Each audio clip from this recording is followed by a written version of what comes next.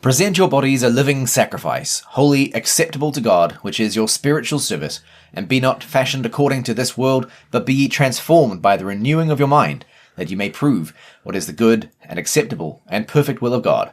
Welcome to True Magic, the podcast where we are learning to do spiritual service with our physical bodies by learning about the spiritual meaning encoded into the physical forms of creation. In our last episode, we talked about two of the chief meanings of clothing, glory and covering. But as we noted at the end of that episode, the fact that clothing can mean anything tells us something deeper about it, namely that it is a kind of language. This makes sense since symbolism in general is a kind of creational language, the language of creation, as Matu Bajo would say. But clothing is interesting because while it shares in the language of creation, it is also a very developed kind of language in its own right, in a way that other symbols are not. Clothing by its nature is able to communicate a great deal more than most of the symbols of creation. This seems pretty significant to us, so today we're going to talk about clothing as communication. If clothing is a language, what does it say, and how can we learn to speak it well? Later in the season, we're going to be drawing out some concrete implications for how we should be dressing, and not all of those implications are things that people tend to like. So the idea that clothing is a language is something we innately know, it's a kind of instinct, but at the same time, we do like to selectively deny it when it becomes inconvenient. And that selective denial looks plausible if you've stripped your worldview of the symbolic pillars that support the idea that clothing speaks. So today, we're going to try to rebuild those pillars. Give me some examples of how we instinctively know that clothing speaks, that it's a language that communicates something. Well, if you want to be absolutely excoriated on Reddit, aside from being an anti-vaxxer or Brock Turner the rapist, both of which Reddit very much dislikes, you can wear white to somebody else's wedding and you will get universal hatred. It's often mothers-in-law who do this. They wear white evening gowns that are basically mistakable for wedding dresses. And the level of disgust and vitriol they receive on Reddit is impressive. People realise that is just a weird, messed up thing to do. What does that have? Why? What does that have to do with communication?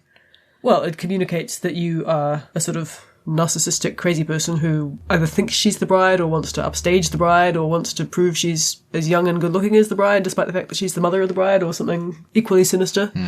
It's attention-grabbing. It's very Kelly Kapoor. We also see things like defendants in court will wear suits. Sometimes their attorneys actually provide them with suits.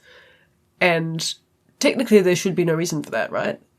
Because justice is blind. Because justice is blind, yeah. It doesn't matter what they're wearing, it matters what the evidence says. But everybody knows that it matters very much whether they come wearing a prison outfit or just a sort of general gang member-looking outfit or something nice and respectable. Because if you wear something nice and respectable, that communicates that you are nice and respectable. Precisely. I mean, it's a stereotype, but... Whereas if you wear a gang uniform, that communicates you are guilty, sir. A little bit. So... there are all sorts of stereotypes about clothing in comedy. You know, we've got the whole kind of homeschooled girls in denim skirts thing.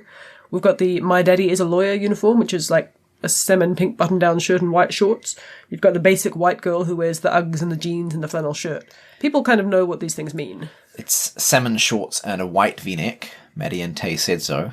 All right. And what do you have against my favourite slippers? The fact that they keep falling apart.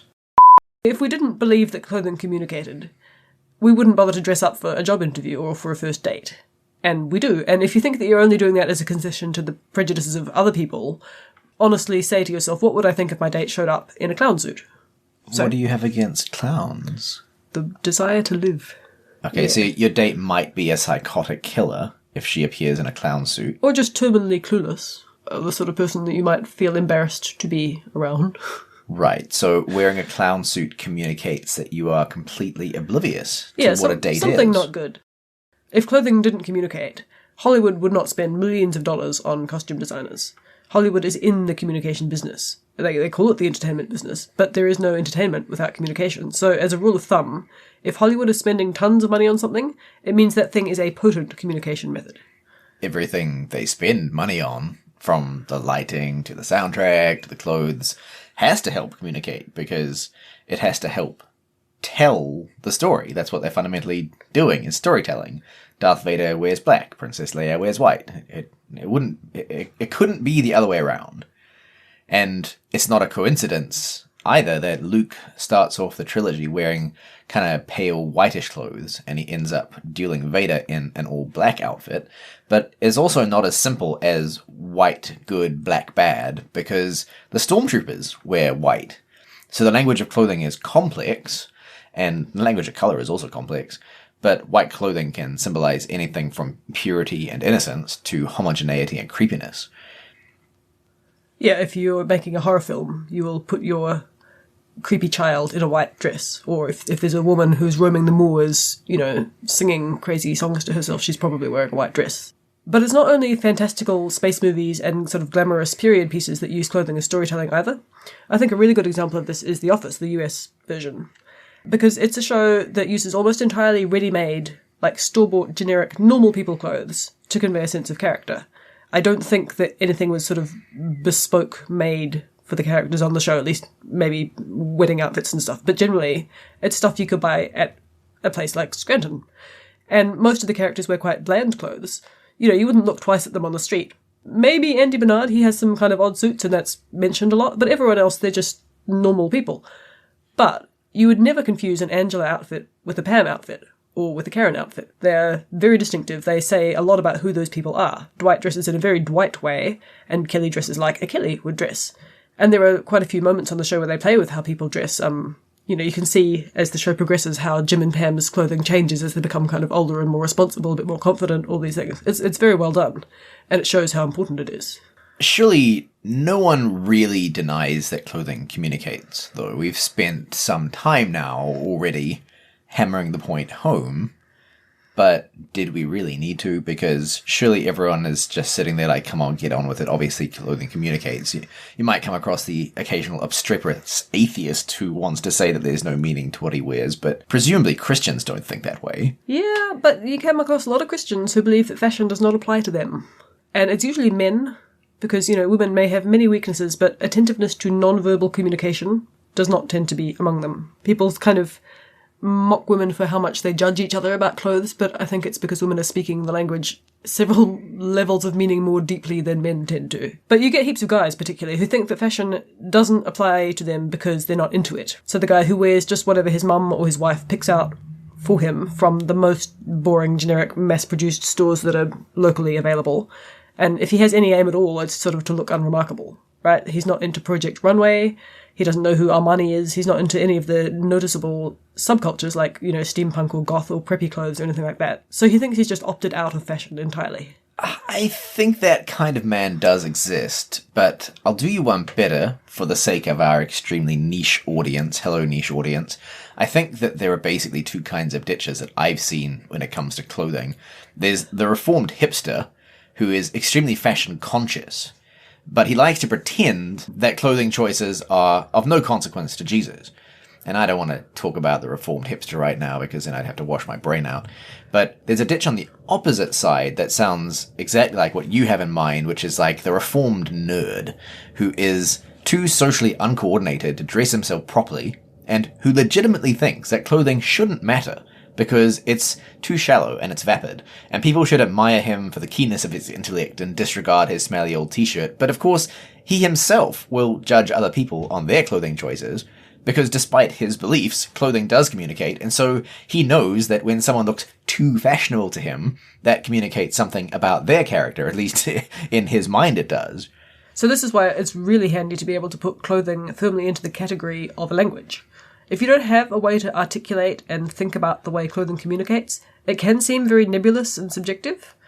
But if you use the analogy of a language, you can pin down a lot of these tenuous details. For example, we know that languages have dialects and accents that vary according to region and subculture. You can place where someone is from, and even how he was raised, and whether he's poor or rich or educated or uneducated, based on the way he speaks his language. And if you think about this from an eschatological perspective, in heaven, you can probably place when someone is from based on his dialect and accent as well.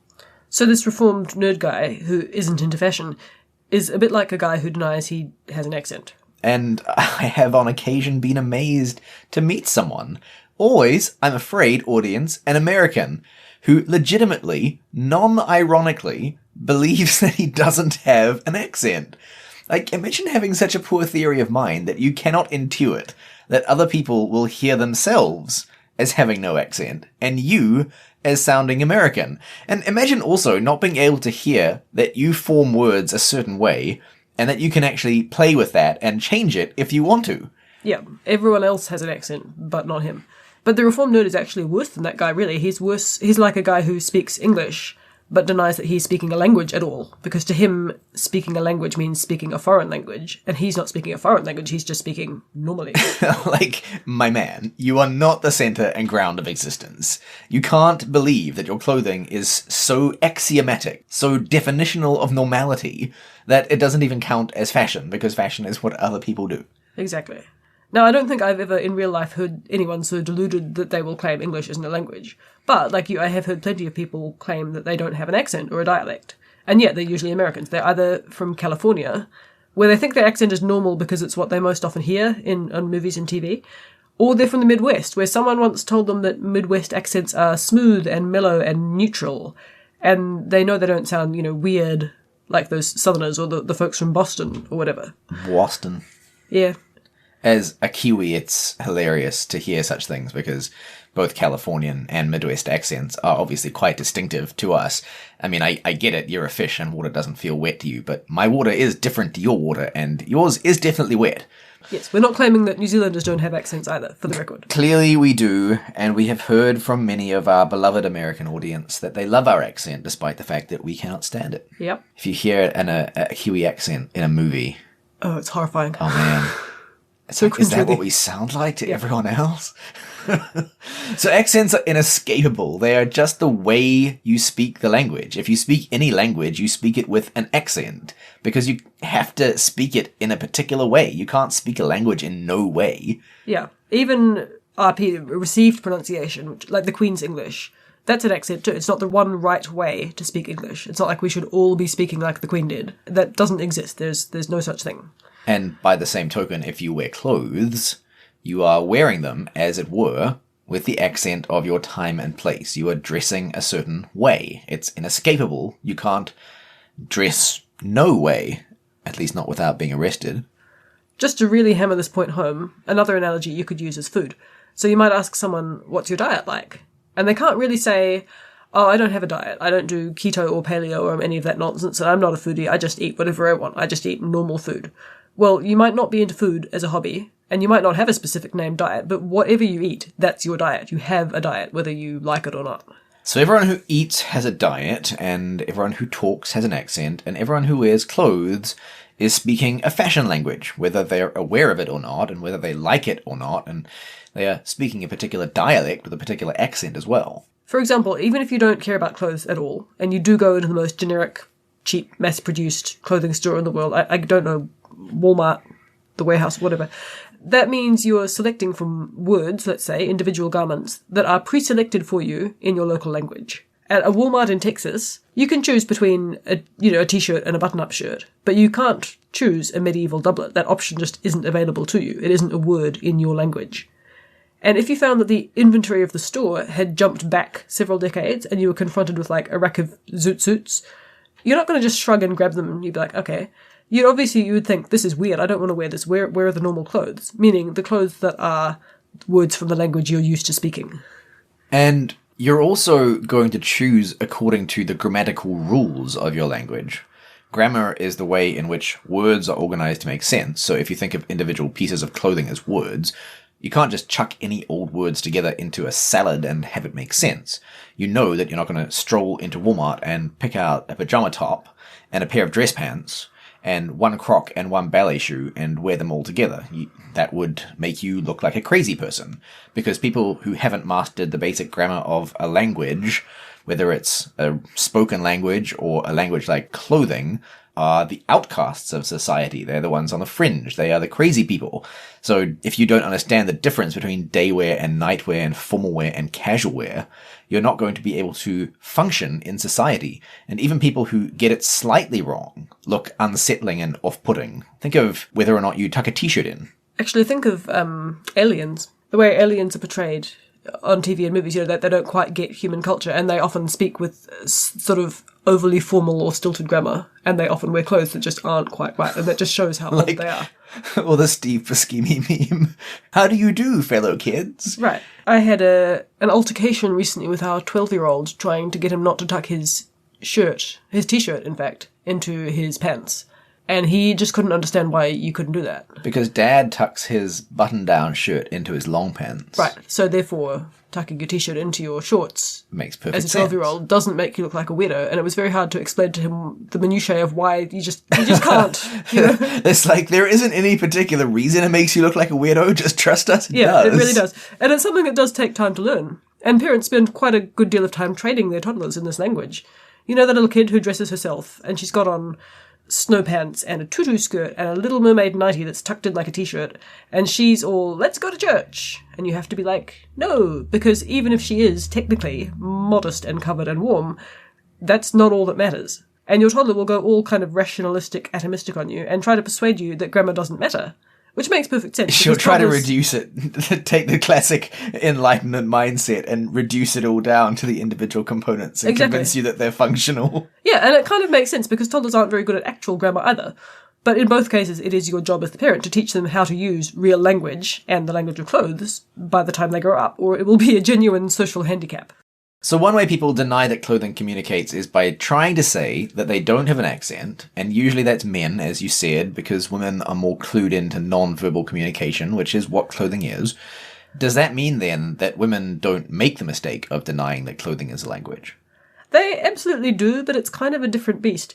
They'll essentially say, if they're going to commit this particular sin, what they tend to do is say, this type of clothing or piece of clothing communicates something everyone recognises as bad, but I like this kind of clothing, and I don't intend to communicate that bad thing. So I'm going to pretend its wider meaning doesn't exist, and I'll be offended if you don't assume that I mean something else. Kind of like using an obscene word and trying to convince everyone that it's not obscene to you. Yeah. Like, maybe you think yoga pants are immodest, but I wear them to supermarkets because they're comfy. Yeah, and I don't think that women who say that are necessarily lying because they sort of secretly want to be salacious in their yoga pants. I think yoga pants are a kind of obscenity which has become so mainstream that the meaning has become somewhat obscured to us if we are naive. And when somebody points out that meaning, there is quite a natural reaction of defence. It's like if someone tells you you've been using a racist expression that you heard from your grandfather and you had no idea it was racist. You'd be like, well, I didn't mean it like that, so it can't be like that. But, it is. And you shouldn't. So we agree that clothing communicates, that's great, but the question then becomes, what does it communicate? We've kind of touched on a bunch of things that it communicates, but how can we systemize this a bit? Well, that in itself is quite an interesting question, because different languages communicate different things, like within their own grammar. You know how you can't always get an exact word-for-word translation between languages, because some languages just have info baked into their grammar that others don't. For instance, you've got some languages from quite hierarchical societies that have various degrees of difference built in. So what appears on the surface to be a simple sentence like, please pass the butter, if you say it in that language, it will tell you more than just pass the butter. It will tell you whether the speaker is talking to an inferior or a superior or an intimate acquaintance. English doesn't have that, and that is in itself significant about English culture, right? So different languages communicate different things. And this isn't just in grammar, it's also in the vocabulary, the words, and it's something that you really come to appreciate if you spend time trying to find the best ways to capture the meaning of Scripture itself, which is something that any preacher typically is going to be doing. There are words in Hebrew and Greek that just don't have English equivalents. When I was writing It's Good to Be Man with Michael, one of the ways that we thought about starting the book at one point was by looking at how we've lost particular ideas in the West because we have lost particular words. And the big one for us was the word patria, which appears in Ephesians 3:14-15, which says, "For this reason I bow my knees before the Father, from whom every patria in heaven and on earth derives its name." If you check your Bible, this is probably translated family, but patria is really much more than family. It is one's lineage, one's ancestry, one's race or tribe. It's those who can lay claim to your common origin. It is your family, but it's your people, your nation. Patria is the body that gives you identity. And this is a bit of a tangent, but not really, because it illustrates the interconnection between language and culture. We don't really have a concept of patria in the West, at least not anymore. We don't have a concept of a whole body that gives you identity from nation to family. Now, is that because we don't have the word patria, or is it rather that we don't have the word patria because we abandoned the concept first? I don't know. But what it illustrates either way is that language and culture are not separable. And so there are things that you might never fully understand about a language that arises from a culture other than your own. And vice versa, there are things that you will never understand about a culture that speaks a language other than your own. There are some concepts that were integral to ancient culture, which are so lost to us in the modern world that we literally do not have words for them anymore. Which means that the words we must use instead are pale shadows of the full meaning. It's like having a cube, but only having the word square to describe it. And in the case of patria, not only is it impossible for English to capture its essence, but it cannot point beyond it to its origin either. So, let's bring this back to clothing. What does this have to do with clothing? As we've established, clothing is also a language, but while it has some universal grammar and vocabulary, things that are common across cultures, there is a lot about it which is culturally conditioned and can be very hard to understand for someone in another culture. And just as there's a connection between our spoken language and our culture being thin and weak and deficient today, there is a connection between our sartorial language, our clothing language, and our culture being thin and weak and deficient. Which means that we have to work extra hard to understand things that to our forefathers might have been quite obvious. Our modern mind has lost the ability to grasp a great deal of the subtlety of clothing that other cultures have understood very intuitively. And this is just built into the nature of what we talk about with true magic. The idea that the physical images the spiritual. If you are participating in those heavenly patterns through the physical forms, then naturally you're going to be able to more easily understand the heavenly patterns. But by the same token, if you are distancing yourself from the heavenly patterns by participating in bad physical forms or just no physical forms, then the patterns themselves become harder to understand. The spiritual realities become vague and opaque to you. One good example of this, to my mind, to kind of bring it back down to a more practical example, is the importance of wearing locally produced clothing.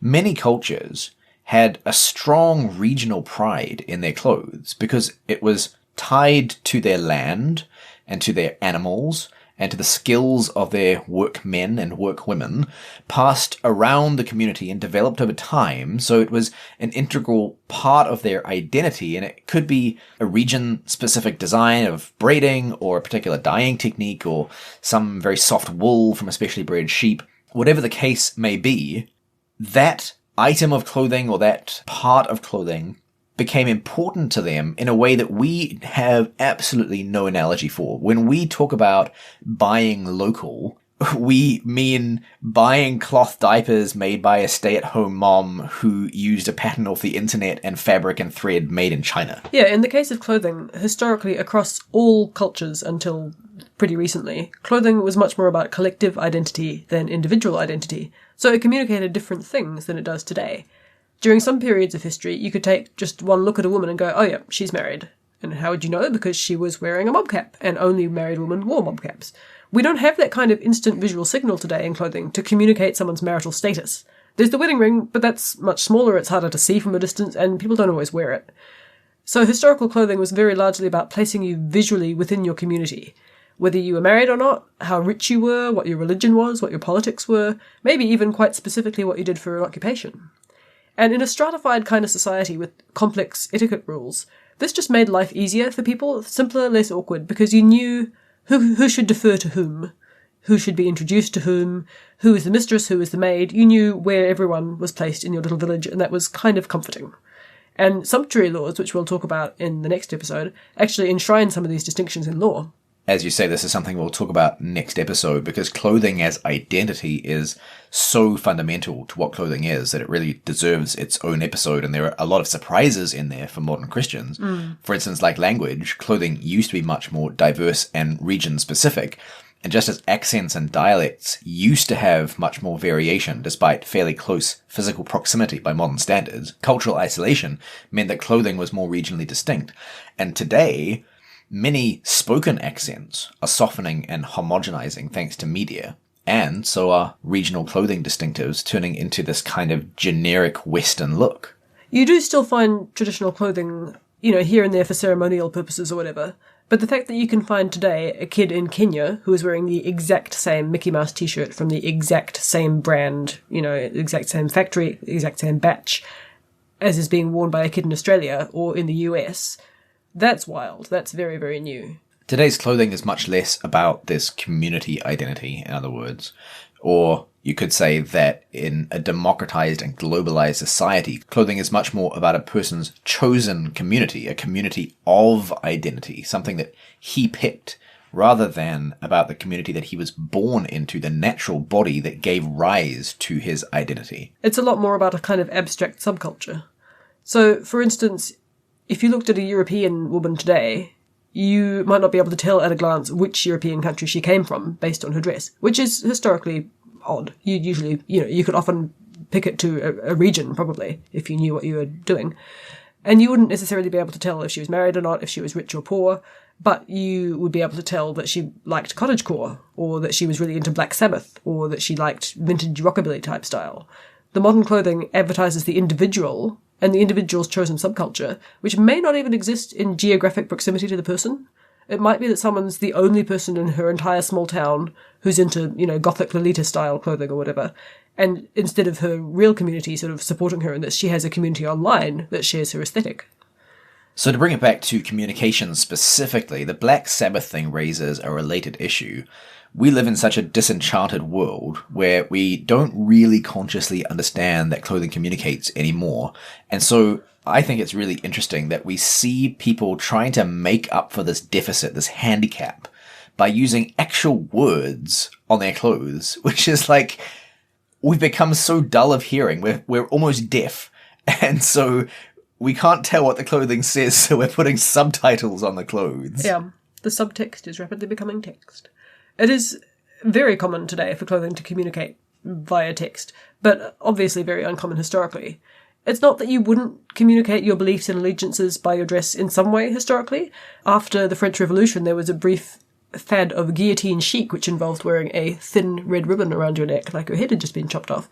Dark. Very dark. Or wearing, the Tudor rose during various wars to indicate that you were down with Tudors. Or even wearing like a Benedictine monk's robe to indicate your religious affiliations. But I don't think we've ever before in history done it quite so blatantly. We use like literal words to spell out our beliefs on the billboards of our bodies to passers-by we don't know. We say, "Make America great again," or "This is what a feminist looks like," or "I am with her." Or sometimes, marginally more subtly, they're just an image of the thing itself, a logo of Coke, or the Marvel movies, or the Red Sox. It doesn't even explicitly say, "I like this stuff," that's just assumed. You're not going to wear a Harvard t-shirt if you went to Yale. But it's a very blatant identification of yourself with a product, or organisation, or event, or team, or media product. Coke. What about Coke? Nothing, just Coke. It's on me.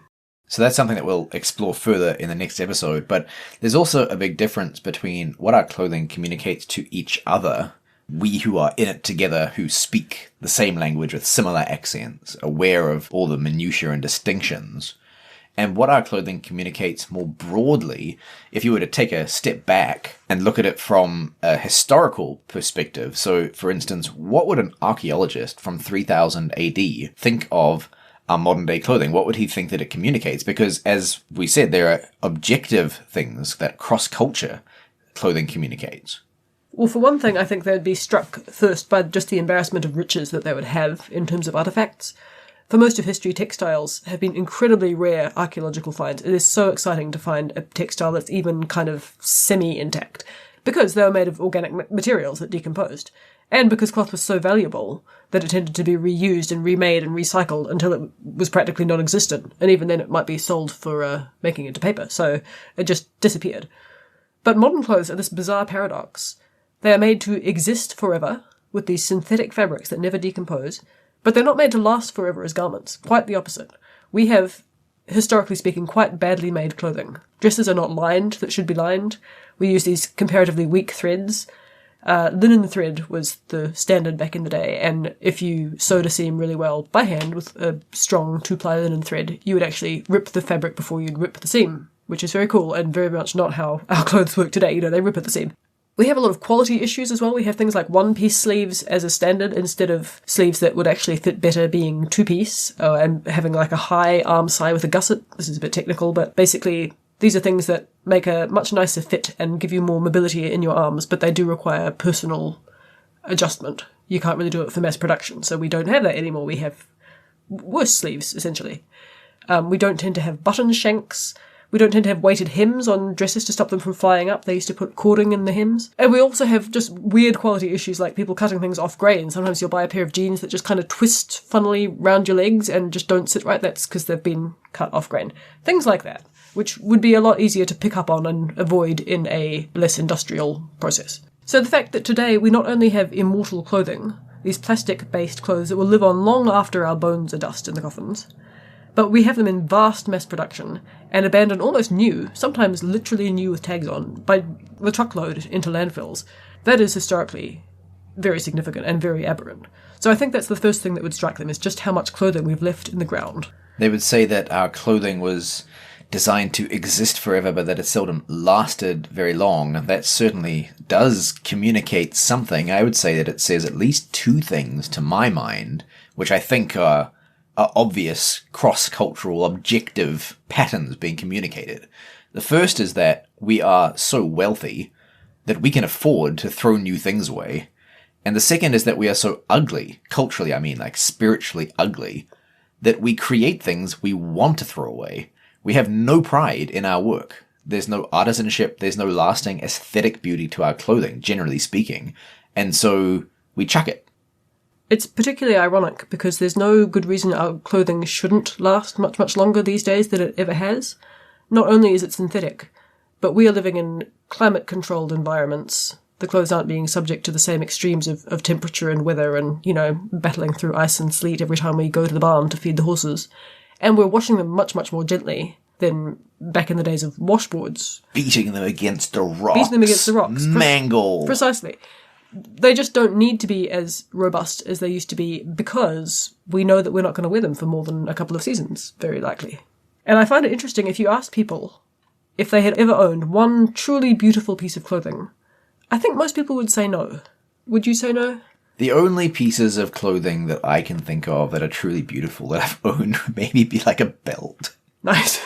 I can think of one dress. There was one dress I had. It wasn't, I don't mean gorgeous in the sense of being like an extravagant Tudor gown with gold cloth and so on. I just mean something that is so well made that you can look at it and go, yes, that's craftsmanship, that's beauty, that suits me, that fits me beautifully, I feel good in it, it's lasted, it's a piece of art in its own small way.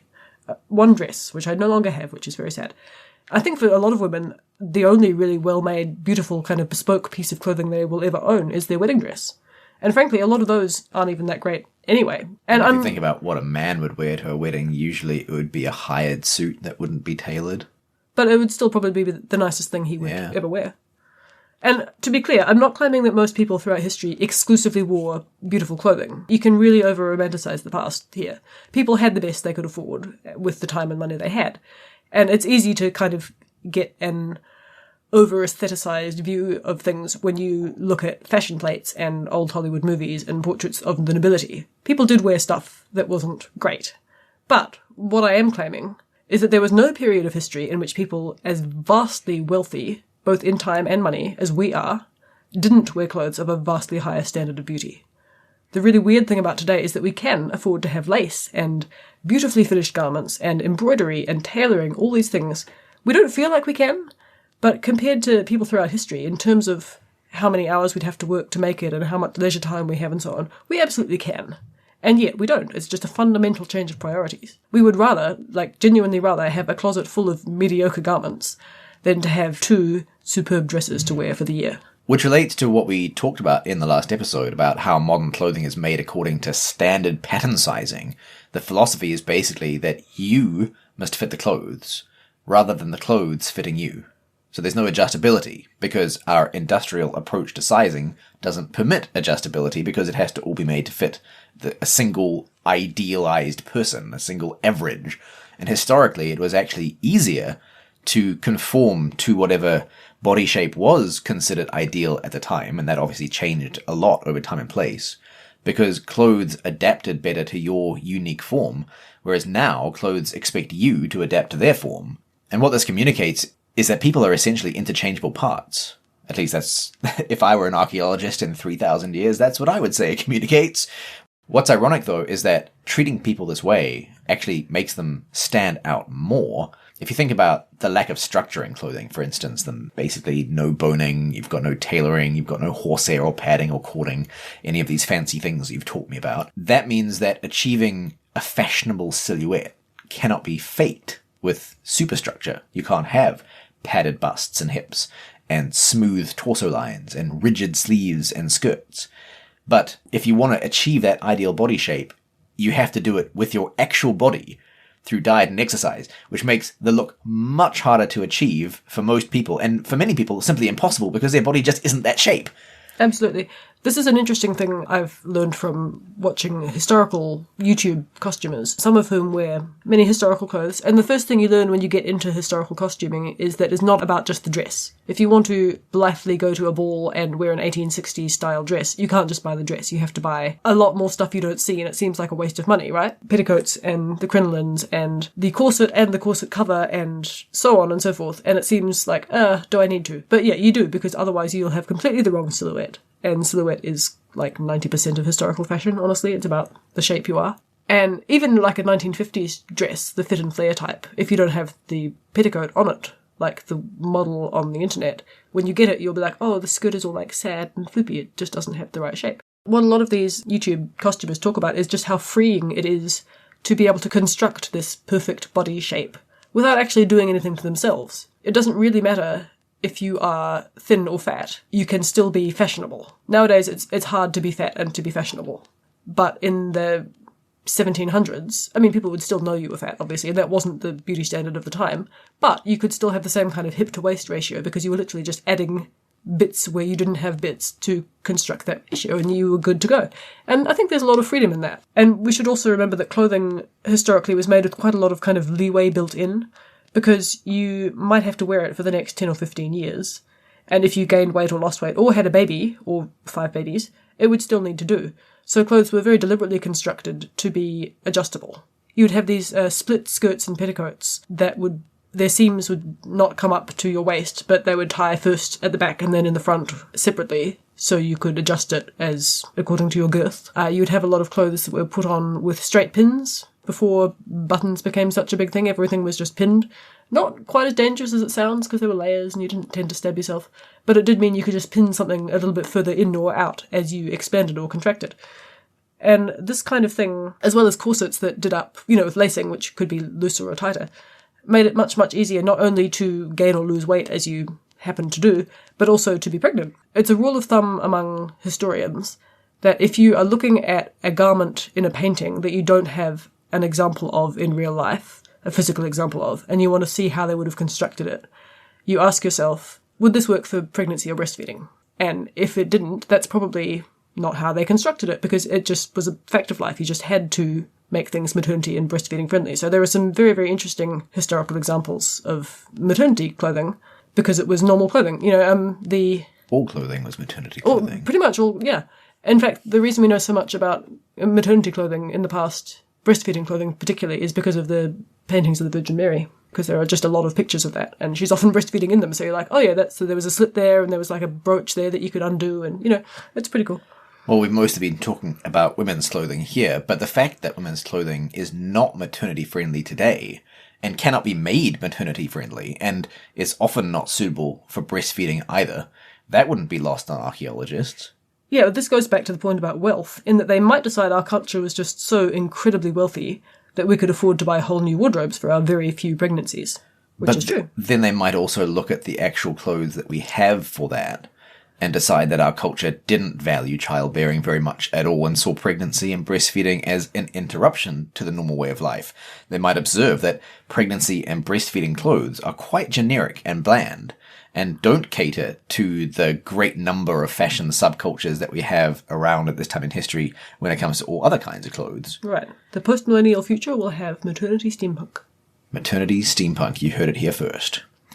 There's another interesting thing that you said that ties into this. Our culture doesn't value childbearing because that's one element in a larger disintegration that has been going on since the Industrial Revolution. We don't value childbearing because we don't value motherhood, and we don't value motherhood because we have come to think of people as individuals, as genderless utility units that can be mixed and matched and switched and swapped in a kind of homogeneous sea of drones. Our culture has become atomized, where the basic unit of society has been reduced to the individual. Each person is a unique but functionally interchangeable part. But that is historically and creationally and scripturally and existentially aberrant to the point of madness. The functional unit of society has always been the household. I think archaeologists would be able to tell how broken our society was, and I mean broken relationally in terms of our basic cohesiveness, just from looking at how any item of clothing today can be put on by yourself. What does it say that you can put this on by yourself? Yeah, this definitely wasn't the norm historically. A few hundred years ago, even, plenty of women's blouses buttoned up the back. Very hard to do by yourself. And especially before the advent of really good and decent-sized mirrors, you would have wanted someone with you as you got dressed, just to check that your stomacher was pinned on straight, or to help you with your corset, which is kind of overstated. People think that all corsets were put on by someone clinging to the bedpost and somebody else, hauling away at the back and torture and blah, blah, blah. Not really the case, but, there were backlacing corsets and it was a little easier to have. I can't breathe! Yeah, exactly. Or, putting on a hoop skirt, a bit of a faff by yourself. Any woman who has worn a wedding dress knows that, there's a reason you have people helping you dress for your wedding day, and it's not just symbolic, it's useful. Or just, fussing with the folds of a draped garment. And this wasn't a problem, because for most of history, people lived in much closer proximity than they do now. You would have always had either a servant or a sister or a mother or someone at hand to help you dress. And nowadays, we just don't have that. We have so many single-person households. There's the odd joke about, women having trouble doing up a back zipper. This came up in 30 Rock, I think. But in general, clothes can be put on solo. And in fact, we have adaptive clothing now, which is specifically designed for people with disabilities like cerebral palsy. You get magnetized buttons, so you can put a dress shirt on by yourself. And I think that's quite interesting because although it's obviously a good thing that people can put on their own shirts, throughout history, that wouldn't necessarily have been such a concern because you just would have been in a place where everyone could help you with that. There's something else that they notice as well, for sure, these theoretical archaeologists. How we gender our clothing is really weird. Yeah. It is somewhat gendered still, obviously, because men and women are shaped differently. But it only goes one way. There are essentially no male-specific garments beyond underwear, and even underwear and, Yeah, some women do wear boxers, apparently. Yeah, even underwear is somewhat questionable in this regard. It's fairly generic at this point. Despite the rise of transsexual dressing, it's still a very, very small minority of men who will wear dresses. That is still considered quite weird. Women can wear anything that men can. Any male garment can be tailored to fit a woman's curves, and it can be marketed as a woman's outfit, even military uniforms. But there is really nothing that I can think of that men can wear which women can't. But there are things that women can wear that men can't. And this, I think, communicates a great deal about our culture, because it tells us a lot about how we see men and women and their relationship and place in society and how aberrant it is. Deuteronomy 22:5 says, "The gear of a man shall not be on a woman, nor shall a man put on the garment of a woman, for an abomination unto Yahweh thy God are all doing these." When you have a culture where there's really no such thing as men's clothes anymore, but there are things men can't wear, that tells you the culture is aggressively eliminating masculinity. It is, in effect, saying that women can be men, but men can't be women. Men aren't good enough to wear dresses, that's gross, but women are definitely good enough to wear combat fatigues. So I feel like some people are going to hear this and say, aha, so it is wrong for women to wear jeans because they're men's clothes. And this is something which we have been asked about because of my work on It's Good to Be a Man, for one thing. But language changes over time. Clothing language changes, regular language changes, all languages change over time. What meant X in 1300 might mean Y or Z or nothing at all in 2023. So, for example, in English, girl used to mean child. And it would be... You had knave girls who were boys, and you had gay girls who were girls. But a generic child, just girl. Yep. How times have changed. Indeed. It would be ridiculous to say that people back then were being silly and ignorant about the meaning of the word girl and using it wrong. And it would also be stupid to insist that today you can call a little boy a girl and that's correct. But we do this all the time with clothing. The people who want to say that jeans are men's clothes are doing this. They're committing an etymological fallacy. Some people want to insist that trousers used to be men's clothing, therefore trousers are still men's clothing. Whereas, on the other side of the ditch, other people snigger at the modesty standards of previous generations as if they were just completely wrong as well. So, for instance, a woman showing a few inches of hair at her hairline wearing a French hood was being daring and immodest. Ha ha ha, how silly. But they weren't wrong. In the language of the time, it was immodest, and those women knew it. So we have to have the humility to recognize that the native speakers of the language knew it better than we do. Yeah, we have this modern arrogance that says that how people dressed in the past was just kind of a more primitive and wrong form of modern dress. Like they hadn't figured it out yet. They weren't enlightened enough yet to know that it's okay to show your knees. And that's a bit like reading Chaucer and saying, oh, he wasn't very good at English. Hasn't the language improved since then? So we tend to think that in any case in the past where people were worried about the moral implications of a fashion, the innovators were right, and the conservatives were these ludicrous moral hysterics. Because according to our clothing language, the things that they were worried about don't worry us. Like the ridiculous Victorians worried about showing a bit of ankle. Crazy. But why do we think it's crazy? Because we don't have a problem with ankles. It's not generally because of any appeal to biblical standards of modesty, even though that's a legitimate argument to make. But we tend to not even consider that maybe pushing the standards of modesty, whatever they are, means something. And unless we have good evidence that it's coming from a place of, hey, these modesty standards aren't biblical, we have freedom in Christ to show our ankles, and justifiable reasons why it's worthwhile to make a cause out of changing our clothing language this way. And I'm not sure that's ever been a genuine driving reason behind fashion changes. Maybe we should listen to the conservatives of the time, believing they spoke their native language better than we do, and realise that perhaps it was a genuine social issue of the time that needed to be taken seriously.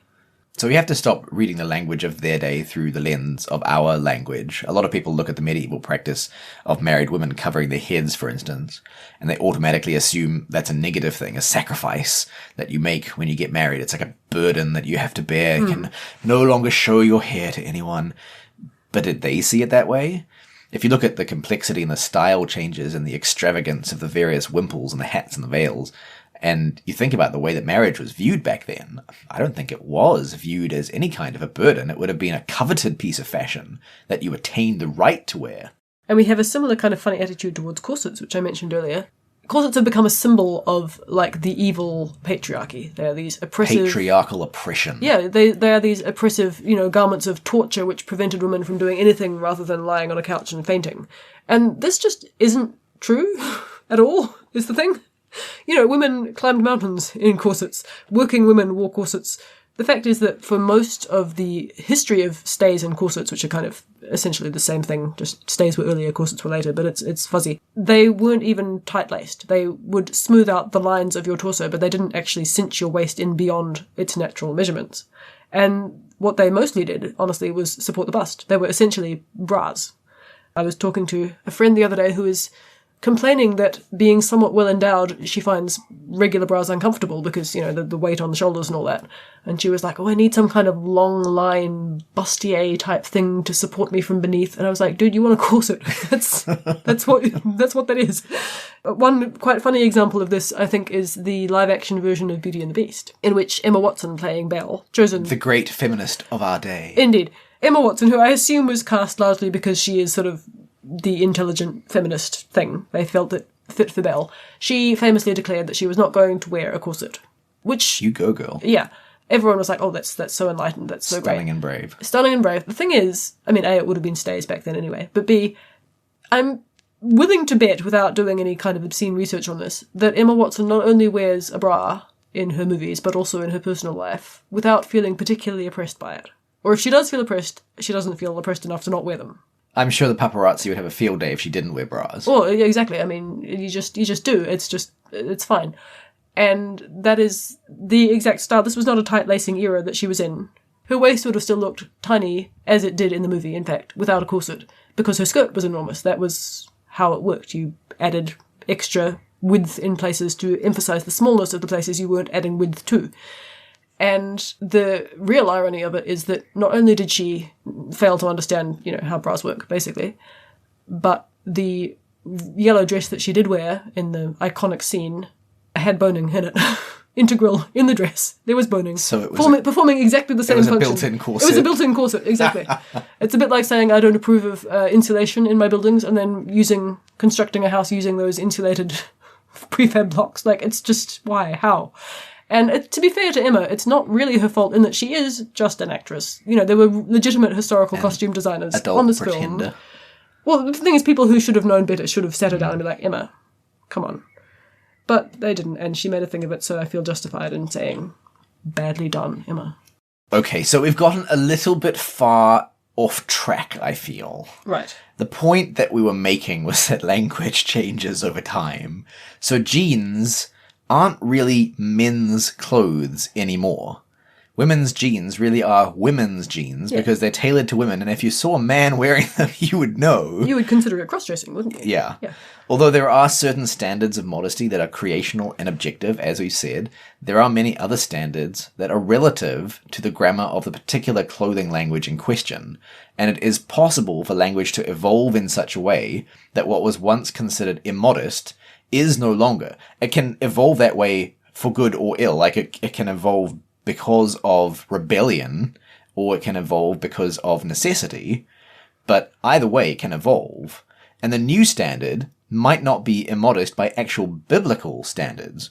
Right, so Marlene Dietrich was probably making a strong feminist statement when she wore trousers back in the day. Correct. But a woman wearing them today... The evolution of women wearing trousers is definitely connected to feminist rebellion, but that doesn't mean that wearing trousers today is feminist rebellion. Yeah, you're not saying the same thing because the language has changed. The language has changed.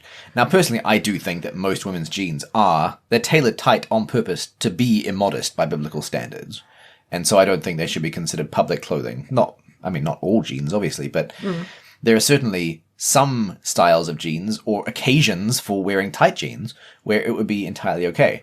But other things, like women dressing up as policemen, certainly do indicate a society that is very comfortable with sexual immodesty and confusion today.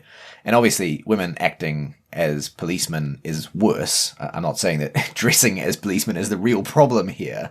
Not very widespread, I wouldn't have thought. That's kind of my point. The clothing communicates what is going on. Right.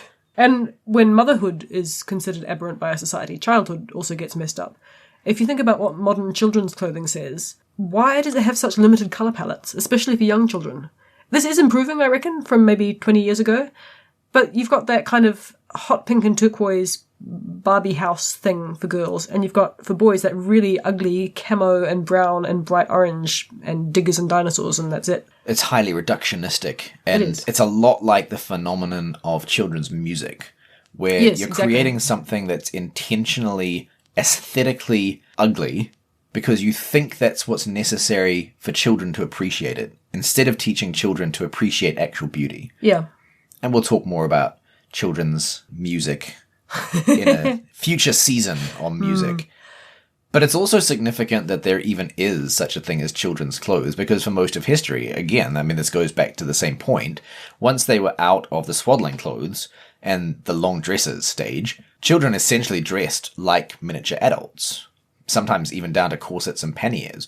It wasn't until Rousseau, good old Rousseau, everything can be traced back to Rousseau, man, developed the idea that children should wear looser, comfier clothes to play in, that they started having clothes designed for them. I have a theory, a vague theory, that there's been this weird shift that in the last sort of 6 decades or so, adult clothing has now started to resemble children's clothing more. Grown adults will wear comic book t-shirts now, or these super comfy, unstructured, track pants and PJs, or hoodies. Is it hoodies or hoodies? I don't know, but I think your theory is onto something. Viral things with the really bold graphic avocados and skulls. It meshes perfectly with Peter Pan syndrome. Yeah. And the infantilization of men failing to launch. Yeah, I haven't fleshed it out, but I feel like there's probably something there.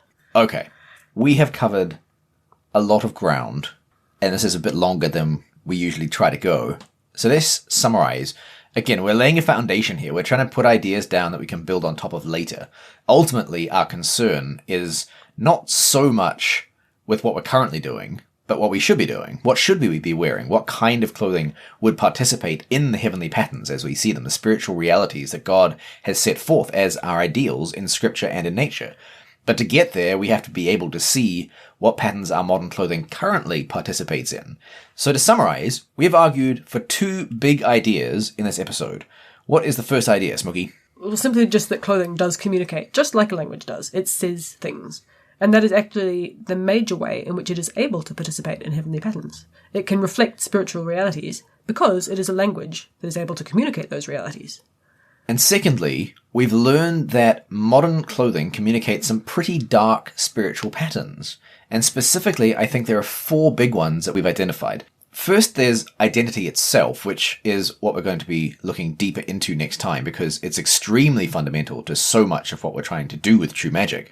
Modern clothes participate in artificial, abstract, chosen identities rather than natural, embodied, conferred identities. Secondly, there's what you might call an axiological pattern being hosted by our clothes. Axiology has to do with value and values. Our clothes communicate two values in particular, I think. Great financial wastefulness, coupled with even greater aesthetic poverty. So we've got this enormous amount of material wealth and this enormous amount of spiritual poverty. They communicate that we've replaced the true glory of beauty and artistry with the false glory of wealth, just the mere ability to buy more stuff. The third thing that's worth mentioning is the machine-like attitude that our clothing signifies when it comes to social cohesion. Our clothes communicate that functionally we've dissected the natural social bodies that God created into lonely individual parts. And fourthly and finally, our clothing communicates enormous sexual confusion and immodesty, and especially a self-destructive desire to make women men, and yet paradoxically to make men lower than women.